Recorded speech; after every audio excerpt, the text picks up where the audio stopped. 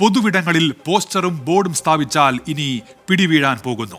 സംസ്ഥാനത്തെ ചരിത്ര പ്രാധാന്യമുള്ള സ്ഥലങ്ങൾ വികൃതമാക്കിയാൽ 1 വർഷം തടവും 1 ലക്ഷം രൂപ പിഴയും ഒടുക്കേണ്ടി വരും. നിയമപരിഷ്കരണ കമ്മീഷൻ തയ്യാറാക്കി സർക്കാരിന് സമർപ്പിച്ച കരട് ബില്ലിലാണ് സുപ്രധാന നിർദ്ദേശങ്ങൾ ഉള്ളത്.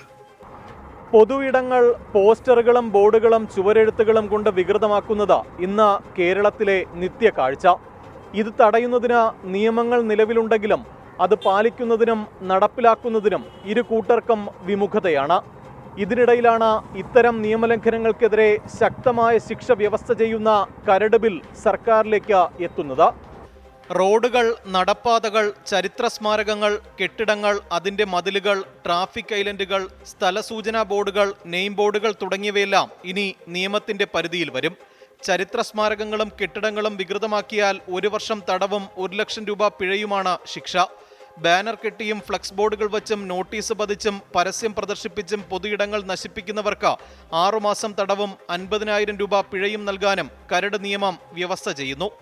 വ്യക്തികൾക്ക് പകരം സ്ഥാപനങ്ങളോ കമ്പനികളോ രാഷ്ട്രീയ പാർട്ടികളോ ആണ് നിയമലംഘനം നടത്തുന്നതെങ്കിൽ അവയുടെ മേധാവിയോ പാർട്ടി ഭാരവാഹികളോ കുറ്റക്കാരാകും. തദ്ദേശ നിയമവകുപ്പുകളുടെ പരിശോധനകൾക്ക് ശേഷം ബിൽ പാസാക്കുന്നത് സർക്കാരിൻ്റെ പരിഗണനയിലാണ്. പൊതുസ്ഥലങ്ങളും പുരാവസ്തു പ്രാധാന്യമുള്ള സ്ഥലങ്ങളും വികൃതമാക്കുന്നത് തടയാൻ നിയമം വേണമെന്ന നിയമസഭ പബ്ലിക് അക്കൗണ്ട്സ് കമ്മിറ്റി ശുപാർശ കണക്കിലെടുത്താണ് കരട് ബിൽ തയ്യാറാക്കിയത്. MG പ്രതീഷ്, 24, തിരുവനന്തപുരം.